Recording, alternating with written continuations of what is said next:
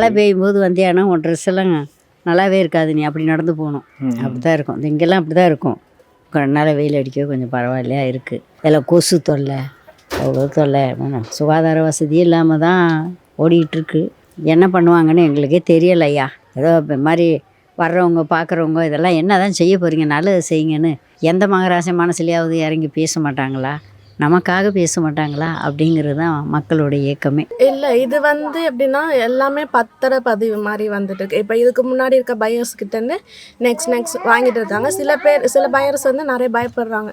So வந்தால் திரும்ப யாராவது எடுத்துப்பாங்க, இருக்கிற வரைக்கும் தான் இங்கே இருக்க முடியும், காலி பண்ண சொன்னால் போயிடணுன்ற மாதிரி இருக்கிற சுச்சுவேஷன் இருக்கிறதுனால இந்த லேண்டுக்கும் ரொம்ப ரேட்டெல்லாம் இருக்கு. இங்கே முன்னாடி இருக்க லேண்டெல்லாம் க்ரோஸில் போகும், இங்கே லேக்ஸ் மட்டும்தான் அந்த மாதிரி இருக்குது.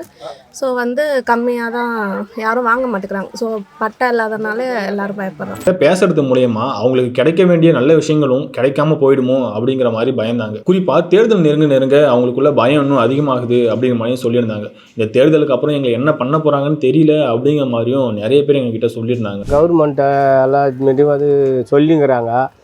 நாங்கள் ஒரு கோரிக்கை போல் கேட்டுக்கிறோம். எங்களுக்கு என்னன்னா கவர்மெண்ட்டு ரேட்டு, அது என்ன ரேட்டோ அந்த ரேட்டை எங்களுக்கு கொடுங்க, நாங்கள் வாங்கிக்கிறோம்.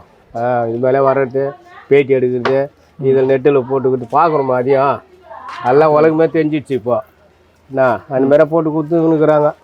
சைலண்ட்டாக நின்று போச்சு, அந்த பேச்சு முச்சும் காணோம். ரகசியமாக என்ன முடிவு ரெடி பண்ணுறாங்களா, தேர்தல் வேறு இருக்க நடுவில், அதனால் கம்முன்னு இருக்காங்களா, முடிஞ்சதுக்கு பிறகு எங்களுக்கு என்ன பதிலுங்கிறத நாள் நெருங்க பயமாக இருக்குது.